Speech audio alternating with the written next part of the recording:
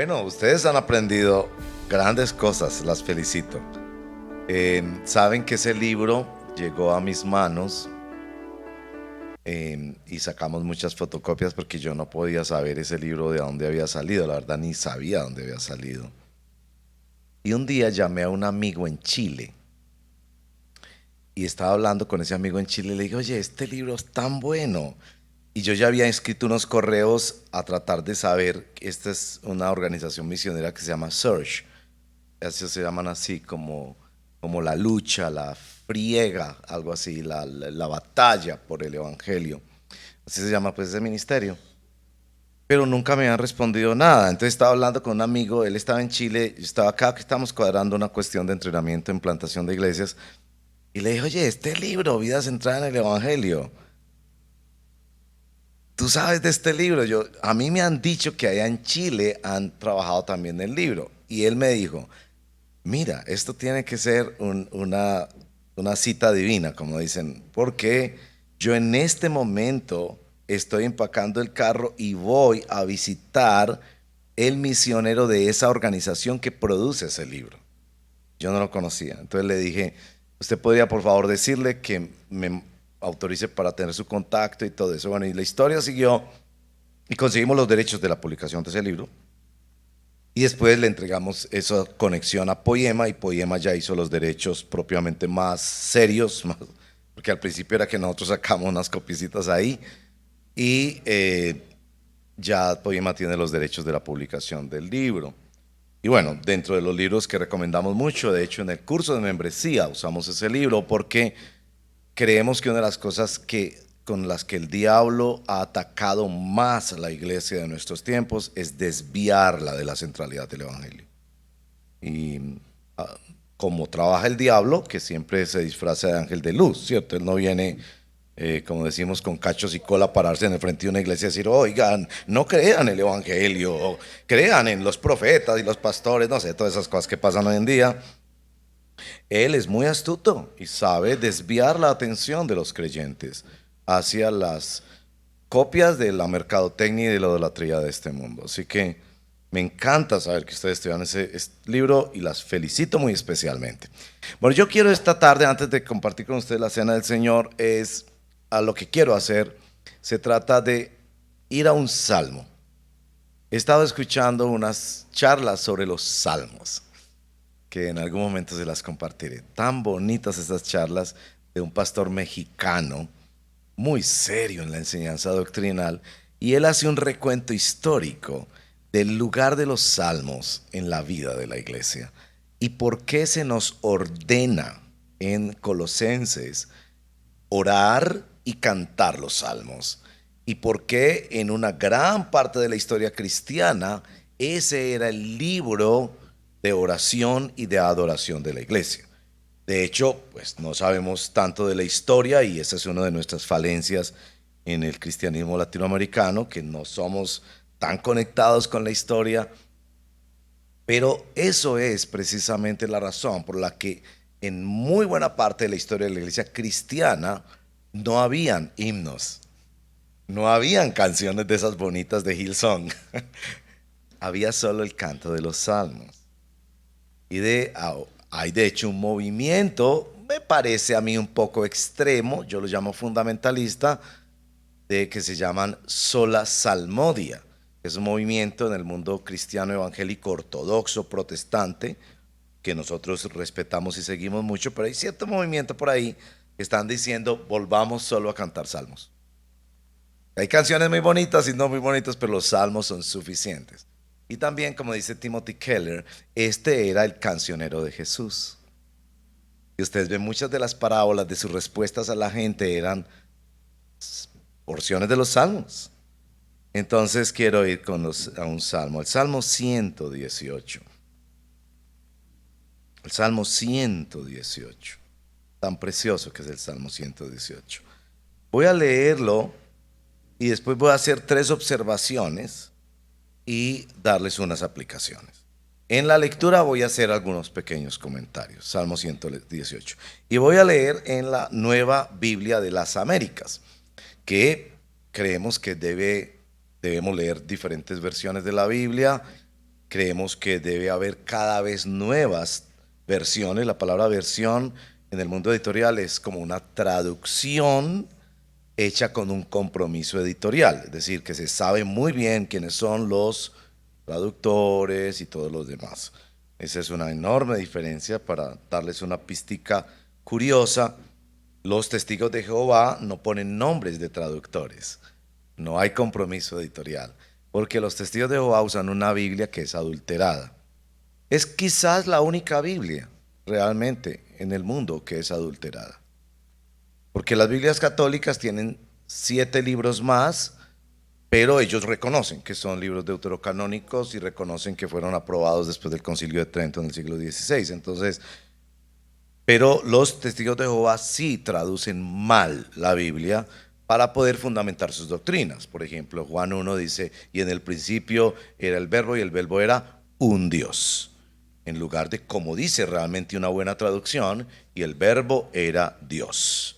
En griego dice el verbo Dios, no un Dios. Ellos le ponen el un para negar la deidad de nuestro Señor Jesucristo. Y eso es supremamente grave. Por eso si tiene una Biblia de los testigos de Jehová, que es que ahí siempre son negritas y se llama Nuevo Mundo de la Traducción de las Sagradas Escrituras, quémela. Eso es lo mejor que puede hacer con esa Biblia. Porque ofende a Dios el traducir mal o artificiosamente, malévolamente la palabra del Señor. Nosotros estamos ahorita, pues estábamos leyendo hasta el año pasado la Nueva Versión Internacional. En nuestra lectura pública y la predicación pública hemos sido persuadidos de que la Nueva Biblia de las Américas es una mejor traducción y viene con mejores herramientas también. Entonces voy a leer la nueva Biblia de las Américas, pero si usted tiene Nueva Versión Internacional, Reina Valera del 60, hay Reina Valera del 95, del 77, la del 95 me gusta más que la del 77. Bueno, ese es un universo enorme, el mundo de la traducción bíblica, y siempre debemos orar dando gracias al Señor por los traductores y orar que haya más siervos y siervas dedicados específicamente a la traducción bíblica. Ese es un mundo de trabajo cristiano que los cristianos casi no valoramos porque eso pasa detrás de bambalinas. Pero un traductor puede pasar 20 años estudiando los manuscritos originales para producir una mejor traducción en los miles de lenguajes que hay en el mundo. Imagínense los miles de siervos que se necesitan para eso en cada generación. Cada generación tiene nuevos desafíos porque los idiomas van cambiando. Entonces, ¿cómo traducimos mejor los textos bíblicos? Salmo 118.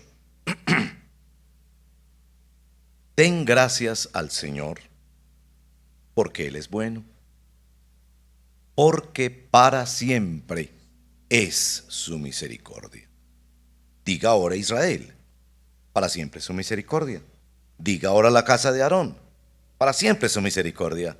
Digan los que temen al Señor, para siempre es su misericordia. Digan las damas del grupo de damas del redil, para siempre es su misericordia. Entonces ahí viene el primer comentario. Esta expresión, para siempre es su misericordia, que algunas traducciones lo traducen, su amor perdura para siempre, es una buena traducción. Es que dicen los expertos que esto era el resumen de la adoración de Israel. Esa frase. Ustedes van a encontrarla. Si ustedes van, por ejemplo, a un buscado, pero no lo haga ahorita, a un ¿cómo se llama estos? Motor de búsqueda, ese es el nombre técnico, un motor de búsqueda, y escriban esa frase, o si van a una concordancia de una aplicación o física, hay concordancias físicas también, y buscan esa frase, se darán cuenta que aparecen momentos cruciales de la historia de Israel. En la dedicación del templo, en guerras como la de Josafat, en la restauración del templo con Esdras, y esa frase en sí mismo era como una especie de confesión de fe, como un credo, como un pequeño síntesis de lo que ellos creían, y expresaba particularmente que había un pacto de ellos con Dios o de Dios con ellos. Era un pacto de amor hecho con el pueblo de Dios. Me encanta siempre decirles, tengan en cuenta que Dios tiene, si me permiten el término, 2 clases de amores. Dios ama a todo el mundo y les da cosas buenas a todo el mundo. y les tiene paciencia a todo el mundo. Y hace llover sobre buenos y malos. Y ama a los niños y las flores y los gatos y los perros, porque Él es el creador de este universo y Él ama lo que ha creado. Pero Él tiene un amor pactual que le costó la sangre de su propio hijo. Y ese amor lo tiene solo con su pueblo. Entonces sí, es cierto que Él ama a tu vecina, que no es cristiana, pero Él todavía no la ama como te ama a ti. Entonces cuando el pueblo cantaba esto, estaba cantando de una relación muy cercana con Dios. No es, ay, Dios es amor, Dios es amor, Dios es muy lindo, Dios es muy lindo. Y como cuando entramos a los, a los ascensores y que todos vamos a caber en el cielo. La última vez que una señora me dijo eso, hace como 2 semanas, estábamos entrando, no, venga que usted cabe, que pues no vamos a caber todos en el cielo. Y yo la miré con esa mirada que a veces mi esposa dice, no mire las personas así, porque usted como que asusta. Bueno, yo sé que yo asusto porque soy feo, pero no sé, como que, ¿qué hay en tu mirada? ¿Qué hay en tu mirada? Como dice la canción. Entonces yo miré a la señora así como en esas películas en cámara lenta. Y como la miré preguntándole, ¿usted sabe qué es lo que está diciendo? Y la pobre señora, no sé, como que yo no le dije nada, solo que la miré como, porque ella me estaba queriendo decir, yo puedo entrar al ascensor, pero como uso esa frase, bueno, entonces, como decirle, usted debería tener alguna razón para decir eso. Podría ser que es una hermana en Cristo, no sé, pero la miré y la pobre señora dijo, bueno, pues aquí cabemos todos de todas formas. Bueno, una pequeña corrección teológica en los ascensores de Medellín. Verso 5. En medio de mi angustia, invoqué al Señor. El Señor me respondió. Esa palabra va a ser muy importante. Me puso en lugar espacioso. Yo ahí en mi Biblia, hay personas que no les gusta rayar la Biblia, porque consideran que por ser un libro tan sagrado no deberíamos rayarlo. Yo respeto esa opinión, pero yo sí rayo mi Biblia. Pues yo le pongo puntitos y colorcitos, porque a veces le pongo una fecha en que el Señor me dio esa palabra especialmente en un devocional. Y yo digo, yo no me quiero olvidar de eso. Pero ustedes saben, la palabra de Dios es sobrenatural. Nosotros cuando abrimos este libro estamos abriendo un milagro. Estamos entrando a un universo sobrenatural. Sí, es un libro, tiene palabras que podemos comprender y debemos comprender, pero también es un libro sobrenatural. Entonces yo no quiero olvidar esa mañana que estaba tan angustiado por una situación y el Señor como que me habló. Entonces yo le pongo la fecha o yo lo marco, yo quiero poner allí una rayita con otra palabrita. Después desde verso 5 yo puse 2 puntos. Porque lo que él está diciendo es que en medio de la angustia Dios le habló. Entonces yo puse 2 puntos porque es que lo que sigue es lo que le dijo. Mire lo que le dijo. Verso 6. El Señor está a mi favor, no temeré. ¿Qué puede hacerme el hombre? El Señor está por mí entre los que me ayudan. Por tanto, miraré triunfante sobre los que me aborrecen. Es mejor refugiarse en el Señor que confiar en el hombre. Es mejor refugiarse en el Señor que confiar en príncipes. Y entonces usted empieza a ver cosas muy lindas que uno aprende de la poesía hebrea, y es estos factores de repetición. Hay muchas características de la poesía hebrea. La repetición de 2 veces, de 3 veces, a veces de 5 veces, a veces de 7 veces. Se repite eso. Es mejor refugiarse en el Señor. Es mejor refugiarse en el Señor. Ese sería un versito, es este 8 y 9 para poner en casa, porque usted sabe que nosotros pensamos que es mejor refugiarse en el hombre. Entonces ustedes, las damas, piensan que si no tienen un hombre a su lado, el mundo es imposible. Y bueno, tal vez son más las jóvenes, pero la idolatría del hombre.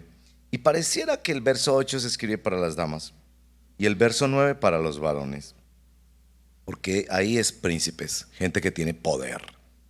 Y esa idea de yo voy a buscar quien tenga mucho poder para que me ayude, ¿no? Entonces los hombres, los varones, es el tío, el dueño de la empresa y hacemos cualquier cosa, o se meten en política, o hacen negocios con socios súper ricos, o todo eso, buscando confiar. Y por eso repite, es mejor. No es que no confiemos en seres humanos, porque de todas formas yo me monto en el bus y yo tengo que confiar en el señor que maneja el bus, ¿cierto? Pero aquí es más allá de esa confianza entre seres humanos que necesitamos tener. No podríamos vivir, necesito confiar en los maestros de mis hijos, en el señor que maneja el dinero en el banco y yo pongo ahí mis ahorritos, o en fin, todo eso. Pero aquí está diciendo, es mejor, hay una confianza más alta que da una sensación de refugio y de protección que no la da ni el hombre ni los príncipes. Verso 10. Todas las naciones me rodearon. En el nombre del Señor ciertamente las destruiré. Verso 11. Me rodearon, sí, me rodearon. En el nombre del Señor ciertamente las destruí. Me rodearon como abejas. Fueron extinguidas como fuego de espinos. El Señor, el nombre del Señor, en el nombre del Señor ciertamente las destruí. ¿Ven la repetición? Y en el verso 13 es esta idea que es muy común en los salmos de cambiar de interlocutor. Eso es muy común. Y pues sí es común también en la comunicación humana. No tanto en la escrita, uno diría, pero sí en la comunicación hablada, el cambio de interlocutor, que está hablándole a unas personas y después como que le habla a una persona, tal vez a una persona que estaba ahí en ese momento, que estaba en su mente. Me empujaste con violencia para que cayera, pero el Señor me ayudó. Y viene esta declaración hermosa: el Señor es mi fortaleza y mi canción, y ha sido salvación para mí. Voz de júbilo y de salvación hay en las tiendas de los justos. La diestra del Señor hace proezas. La diestra del Señor es exaltada. La diestra del Señor hace proezas. ¿Ven las repeticiones? Eso ayudaba mucho en la memoria también. No moriré, sino que viviré y contaré las obras del Señor. Este verso es muy importante. Yo a veces encuentro versitos como este 17 y yo pienso con frecuencia, ¿qué frase debería poner yo o pedirle a mi familia? Pues no lo pondría yo en el epitafio, ¿cierto? Yo me acuerdo con mi mamá y con mis hermanos diciendo, ¿qué epitafio ponemos en la tumba de mi papá? Y por ahí en algún momento les conté qué pusimos, pero a veces yo encuentro este verso tan bonito, porque él está hablando de una vida más allá de la muerte también, porque pues el salmista se murió, ¿no? Y no moriré, sino que viviré y contaré las obras del Señor.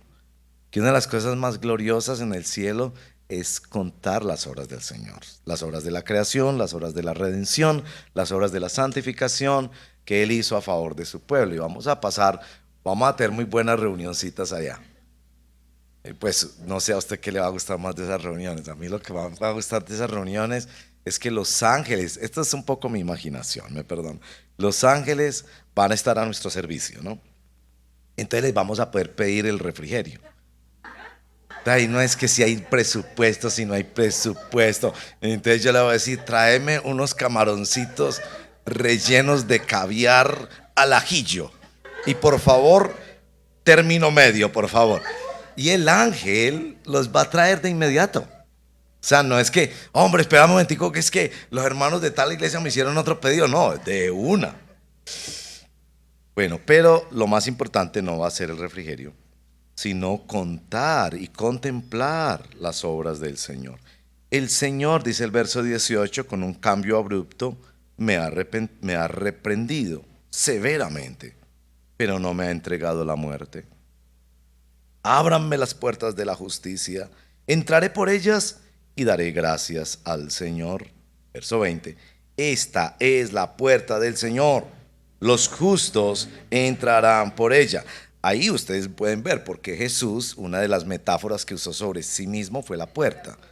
Es decir, él tomaba esas figuras del lenguaje del libro de los Salmos. Y van a ver que hay tres figuras más, además de la puerta.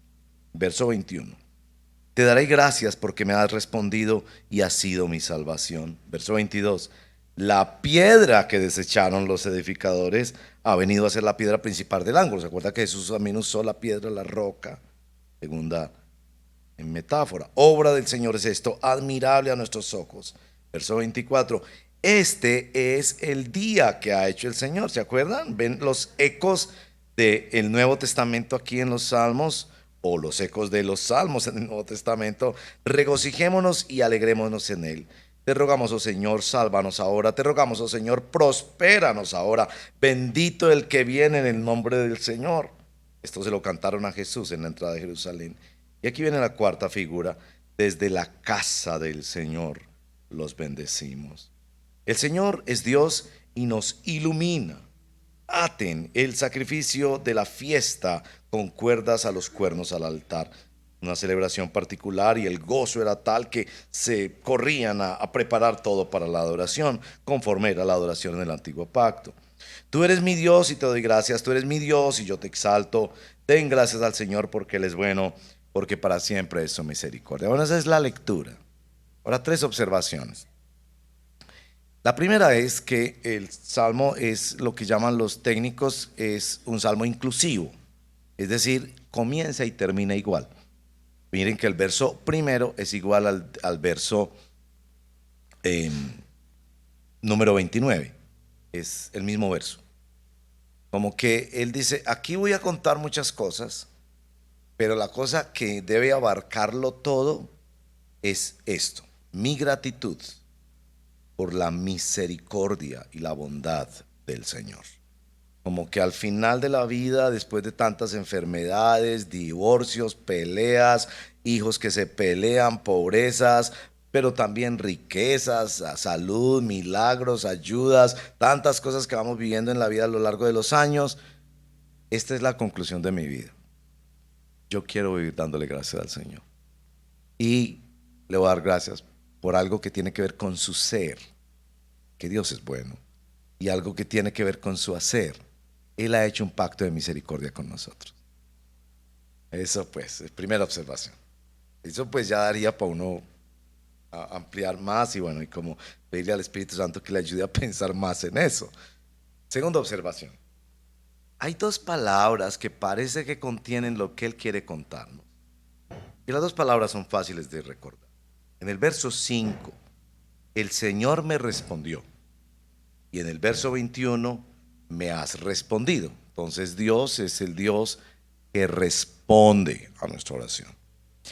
No siempre responde como quisiéramos que responda, pero gracias a Dios por eso también, porque Él es Dios y Él conoce el futuro, Él sabe lo mejor para nuestra alma, pero Él responde. Responde sí, responde no, responde espero, pero responde.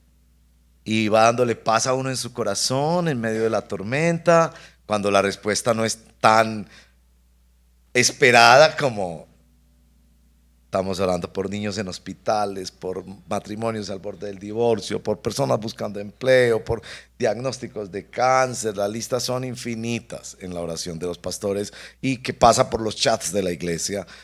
Y vemos cosas maravillosas. El papá de uno de nuestros pastores, un anciano, la semana pasada dijeron, después de estar invadido de cáncer, todos los exámenes muestran no tiene nada de cáncer. Lo están cuidando es porque conserva, parece, una especie de bronquitis y para los viejos eso es delicado. Lo siguen cuidando, mucho antibiótico, los médicos están diciendo, no sabemos, pero este señor ya no, le han hecho todas las pruebas, biopsias, todo, ya no tiene ningún cáncer. O tenemos un niño con un tumor en el cerebro luchando entre la vida y la muerte, otro que se nos murió esta semana, bueno, tantas cosas, pero bueno, Dios responde, ese es el punto. Dios responde. Él es Dios soberano, no es un Dios que tú manipulas con palabras especiales o a través de un pastor, un profeta, un apóstol, no sé qué especial, que no sé qué, como que todo le funciona. No, Él es Dios soberano. Él tiene planes en la historia, Él sabe lo que va a hacer. Y a veces, como Él sabe lo que es mejor para mí, a veces me dice que no. Y no me gusta, y peleo, y pataleo. Pero yo sé que cuando cuente todas las obras del Señor en la presencia de Dios, como dice el verso 17, voy a mirar atrás, voy a decir, todo lo hizo hermoso en su tiempo. Todo lo hizo hermoso en su tiempo. Fue lo mejor que pudo haber pasado. Ahora que sé que hubiera podido haber pasado en la eternidad, ahora sé que fue lo mejor que Dios pudo haber hecho. La segunda palabra en esa resumen, algo así, es en el verso 18. Y es esa frase que pareciera disruptiva dentro del Salmo. El Señor no solo responde, sino que también reprende. El Señor responde y el Señor reprende. Y Él asume que la reprensión del Señor abre puertas, pone sobre la roca, establece los tiempos de Dios, nos hace entrar en la casa de Dios. Y esas son las 4 metáforas que vienen a continuación. Las puertas que se abren, porque Dios responde, porque Dios reprende. La piedra, que es la única en la que debemos basar nuestra justificación, nuestra santificación, nuestra adopción, la piedra principal del ángulo, que es la obra del Señor admirable a nuestros ojos, versos 22 y 23, nos basamos en esa piedra porque Dios responde, porque Dios reprende. El día del Señor, en el que aprendemos a regocijarnos, esta expresión es tomada en el Nuevo Testamento como el día final, pero también como el día de manifestación, el día en que Dios actúa, el momento cuando él lee la porción en la sinagoga en Nazaret, él dice, esto se ha cumplido hoy. Si es el tiempo kairos de Dios, el tiempo donde Dios establece las cosas. Porque a veces nosotros no sufrimos tanto con que Dios no responda. Nosotros sufrimos más es con Dios cuando responde. Sí. Y bueno, y la cuarta metáfora está sobre el templo, la casa de Dios, ¿no? Y es que desde el lugar donde se bendice, donde se canta, y por eso se cita esta porción cuando Jesús entra en Jerusalén y limpia la casa del Señor. Desde ahí vienen unas aplicaciones. La aplicación yo la quiero hacer con el verso 7. Dios responde, Dios reprende. Dios responde y Dios reprende usando toda suerte de cosas. Ahí ha dicho que ha vencido sus enemigos, que ha destruido sus enemigos, que hay voces de salvación. Los salmos se mueven en esa riqueza que tiene la poesía. No tienen límites de tiempo y espacio, de interlocutores. La poesía es la palabra más viva, más completa que el ser humano puede conocer. De los salmos tienen esa dificultad de que no son como tan organizaditos a nuestra mente lógica, discursiva, intelectual. Tocan como toda la vida, se mueven, pero nos ha dicho que Dios responde y que Dios reprende, que va guiando hacia estas realidades que están en nuestro Señor Jesucristo, la puerta, la roca, el día, el templo. Pero en el verso 7 dice una cosa que me parece muy valiosa para pensar en la Santa Cena, y es este tema de nuestras relaciones interpersonales. Mire lo que dice Salmo 7, el verso 7. El Señor está por mí entre los que me ayudan. Ahora, ¿quiénes son los que lo ayudan? Porque un adolescente a quien su papá lo reprende porque está escuchando esa música perversa que hay por ahí, que denigra de la mujer, ¿ve tan horrible eso? Yo digo, ¿cómo es que las mujeres son las que más escuchan eso? Y hacen ricos a estos muchachitos que no saben nada de música, pero que inventan esas estupideces y groserías. Y entonces la mamá reprende al niño o a la niña porque está escuchando esa. La niña no piensa que la mamá lo está ayudando o la está ayudando. No, no, nosotros no somos capaces de percibir siempre quién nos está ayudando, ¿verdad? De hecho, si una hermana de la iglesia te reprende, tú no dirías que te está ayudando. Y tú vas a levantar ahí mismo todas tus defensas diciendo, no sé, y tu mente carnal, como mi mente carnal, vamos a decir, no, no tiene razón, eso es por pura envidia, es que no me quiere, es porque yo no sé qué día, no le di el cafecito el otro día, no sé, cualquier cosa. Pero el salmista reconoce que Dios le responde y lo reprende a través de personas. Ahora, el verso anterior ha dicho que el Señor está a mi favor, no temeré. Sí, es cierto, el Señor ha hecho cosas extraordinarias. Pero pareciera que en este verso 7 está diciendo que Dios actúa a través de otras personas. Permítame decir que este salmo deberíamos entenderlo especialmente en el contexto de la iglesia. Y creo que esas dos palabras que usa aquí el Señor y que nos dice el verso 7, claramente que Dios nos ayuda a través de personas. me hacen como tener una nueva visión de mis hermanos en Cristo, de mis hermanas en Cristo. Y entonces, si una hermana de la iglesia te llama aparte, porque debe ser, como dice Mateo capítulo 18, ve y estando tú y él o ella a solas, y te dice, hermana, esa blusa que te pusiste el domingo,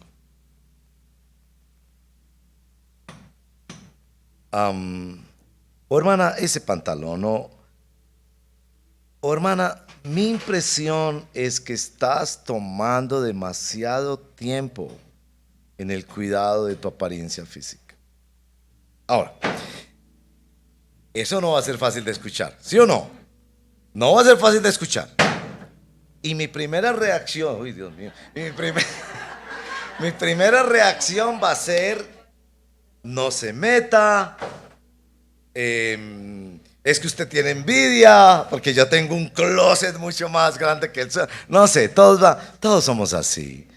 Pablo dice, todos somos vendidos al pecado. O sea, el gran San Pablo, no, miserable de mí, ¿quién me librará de este cuerpo? Mi primera reacción es defenderme, pensarla al revés, no creerle a la hermana que me llama aparte, me hace esa observación, creerla que es al revés. No, ese es porque como yo a ella le llamé la atención que estaba como demasiado, comiendo demasiado, entonces ahora ella me está devolviendo por aquí. Entonces, ¿cómo hacemos? Salmo 118, verso 7. El Señor está con o entre, por mí, entre los que me ayudan. Ahora, no quiere decir que la persona que me está llamando la atención a mí no sea una persona que también lucha con su pecado. Y puede ser que esa persona también, si está también necesitando otra exhortación. Porque quizás esa señora, otra hermana va a decirle, oiga, usted yo la veo que usted no adora al Señor los domingos, sino que está mirando, midiéndole la minifalda a todas las muchachas, qué tan alta es, en lugar de venir a adorar al Señor. ¿Por qué no también confías que hay ancianos pastores, esposas de ancianos pastores, otros líderes que también pueden ayudar en eso? Tú no eres la única fiscal de la iglesia. Es decir, yo no estoy diciendo que quien viene a ser instrumento de Dios para ayudar es un ángel. Puede ser que está sinceramente tratando de ayudar, pero también teniendo que luchar un poco con quizás un espíritu de superioridad, de yo sí sé cómo se deben vestir las damas, yo sí me he visto correctamente, yo no hablo demasiado, yo no como demasiado, yo no sé qué, yo no sé qué. Pero evidentemente esta porción del Salmo 118:7 también nos dice un mandamiento. Nos dice el mandamiento de que debemos ser instrumentos de Dios.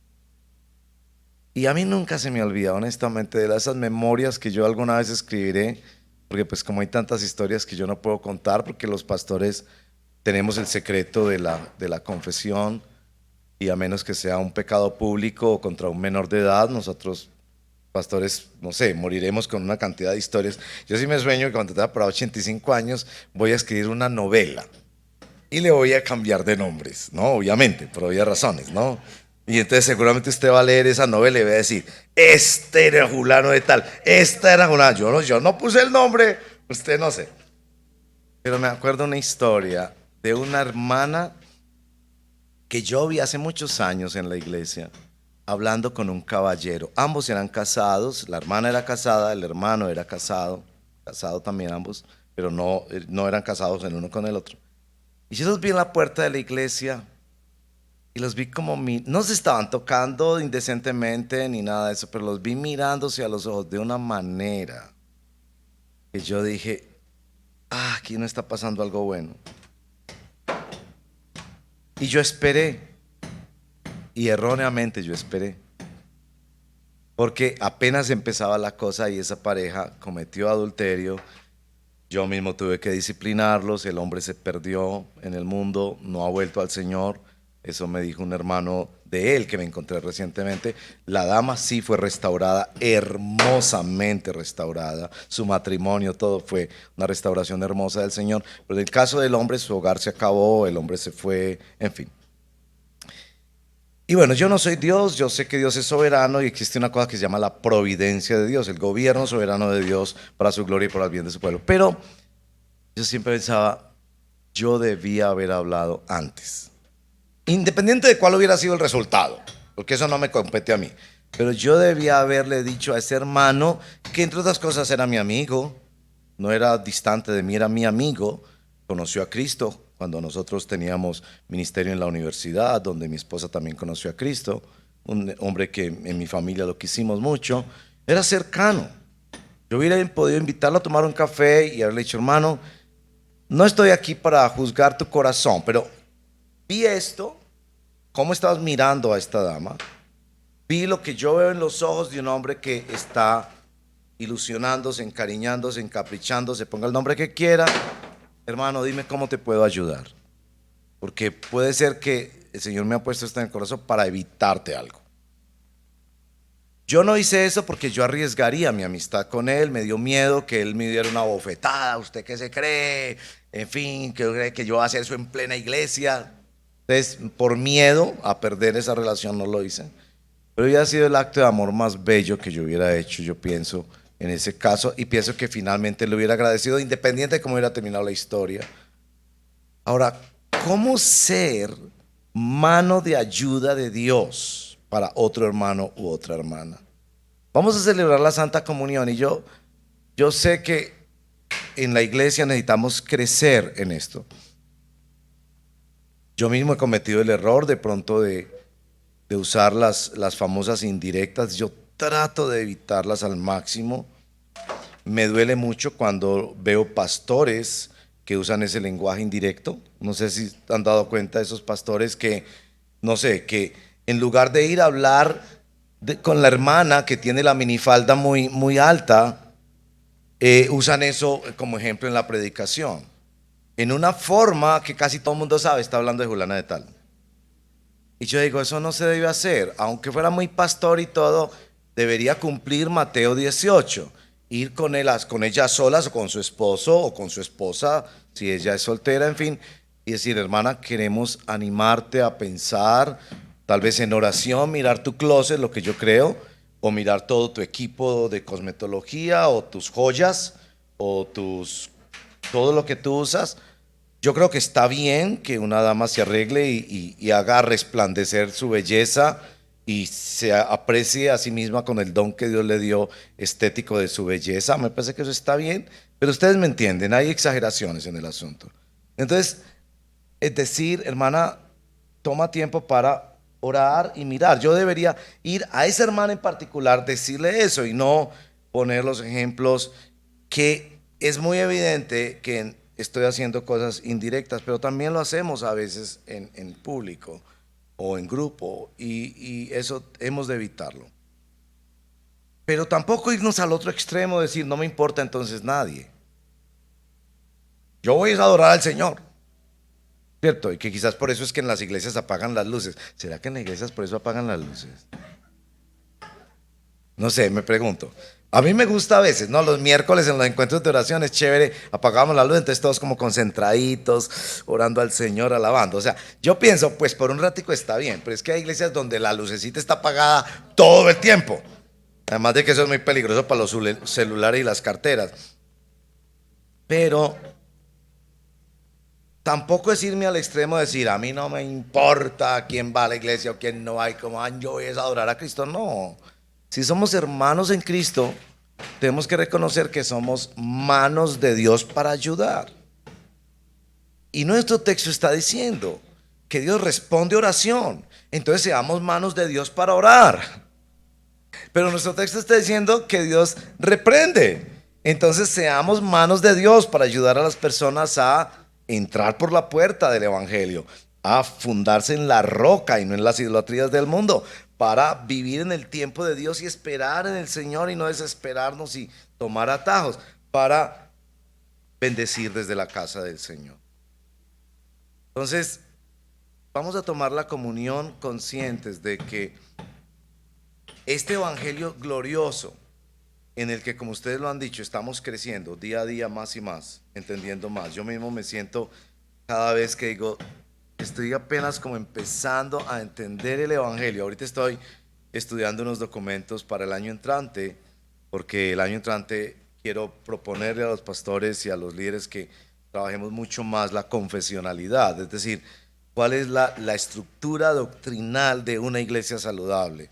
Y me maravilla ver esos documentos antiguos de la iglesia cristiana, las grandes confesiones de fe, lo que salió en los grandes concilios de la iglesia, defendiendo la divinidad de Cristo, defendiendo la autoridad de la iglesia, defendiendo la Santísima Trinidad. Y tan bonito eso. Y como yo estoy leyendo unos de esos documentos ahora, esta semana estaba rayándolo y como yo me decía, como es como si yo estuviera leyendo esto por primera vez. El evangelio es algo tan glorioso, todo lo que Dios nos ha dado en la persona de Cristo. Pero ese evangelio hemos de vivirlo entre nosotros y somos responsables de aplicarlo entre nosotros. Entonces, yo debo ser mano de ayuda para mi hermano en Cristo, pero también reconocer que mi hermano en Cristo es mano de ayuda de Dios para mí. Y que puede ser que yo voy a decirle, hermano, te vi hablando con una jovencita el domingo y me quedé con esta preocupación. Pero también puedo estar abierto a que el hermano me diga, pastor, pero tú estás también pasándote demasiado del tiempo en la predicación y eso nos está enredando muchísimo la recogida de niños. Y ya que has entrado a esta dimensión de que tú me puedes ayudar, yo te recibo esto, pero recíbeme también esto. Y yo no tengo por qué empezar a decir, no, que yo, no, somos hermanos para ayudarnos unos a otros, no como que porque yo vengo a exhortarte a ti, entonces yo soy libre de culpa. No, estamos para corregirnos todos unos a otros. Ahora, la última vez que yo les hablé de ser ancianas, ¿cierto? Y de la importancia de amar y de amar y de enseñar a amar. Y claro, yo sé que, por ejemplo, algunas de ustedes han criado hijos ya que son adultos muy preciosos, muy bendecidos por el Señor, y ustedes ven el fruto de esos muchachos o muchachas por cosas que ustedes con mucho sacrificio les infundieron en el hogar. Otras apenas están empezando siquiera a pensar que un día van a tener un hijo. Entonces, obviamente, la hermana que ya crió hijos y todo eso tiene mucho más discernimiento sobre este asunto. Entonces, si vamos a hablar de la disciplina de un niño, por favor, hay algo que está ahí en la experiencia de la hermana, ¿verdad? Pero si es una joven que está con esto de las redes sociales y todo, quizás va a entender más el peso que hay y la presión social que hay sobre los jóvenes, y los que no casi nunca miramos redes sociales, pues pensamos que eso ni existe. Entonces necesitamos que los jóvenes también nos enseñen algunas cosas, o los más jóvenes, sobre eso. Pero pidámosle al Señor que podamos vivir el evangelio juntos como iglesia. Yo les amo mucho, hermanas, estoy súper feliz de ver el ministerio de las damas. Esta mañana escribí también una nota aquí de algo adicional al estudio bíblico. Bueno, creo que dejé la hoja, pero lo recuerdo. No todo en detalle, pero el decirles, ustedes deberían animar, pero creo que escribí fue otra palabra, algo así como reclutar, pero no era la palabra reclutar. Animar a mujeres que no son parte de este ministerio. O sea, yo quisiera retarles a que exhorten a hermanas de la iglesia, ¿por qué no están viniendo a la reunión de damas? Yo sé que hay hermanas que tienen trabajos, ¿ok? O niños pequeños que a esta hora están en el tiempito del bañito, el bebé en la época del bañito, que juega con el patito y en la bañerita y todo. Entonces hay una rutina con los bebés que la mamá está aprendiendo y necesita. Pero yo sí creo que hay una cantidad de mujeres en esta iglesia por alguna razón no están en este ministerio. Y yo les he dicho, oiga, ustedes deberían estar. Perdónenme ser muy sincero, se lo he dicho hasta a las esposas de los pastores, a mi propia esposa le he dicho. Jessy, que una vez al mes yo quiero verte ahí. Que si me escuchan en este momento ya va a decir, ay, ya está Dieguito. Porque ella viene siempre con ese mundo de cosas aquí, entonces tiene todo eso de lo social, que todas esas medicinas que cuadrar y viene con el tiempo limitado, entonces corre y bueno, muchas de ustedes son manos derechas para ayudar, que en la jardinería, que con las drogas, que con la ropa, que con... Y encima está discipulando y está aconsejando, entonces... Pero aún a ellas, yo pensaría que una práctica que sería como una tareita para ustedes es miren una mujer que ustedes piensan que sí podría venir el miércoles. Digan, oiga, ¿usted por qué no viene el miércoles? Le animo a venir el miércoles. Escúchela porque puede ser que tiene una razón muy válida. Que los miércoles es el día que estoy responsable de cuidar a mi mamá. Bien. Pero anímela. Y por ahí se estaba mirando otro día, una vez al mes, que va a ocurrir, creo que es este sábado, el 13 de mayo. Entonces, que es otro espacio, otro momento. Entonces, ir promoviendo eso. Porque estos espacios donde estudiamos la palabra juntos, oramos, nos saludamos, tomamos el cafecito, nos vemos, son los espacios donde nos vamos modelando unos a otros, ¿cierto? Y ayudando unos a otros. Entonces, que nuestra iglesia sea una iglesia que vive el Evangelio en estas dimensiones prácticas.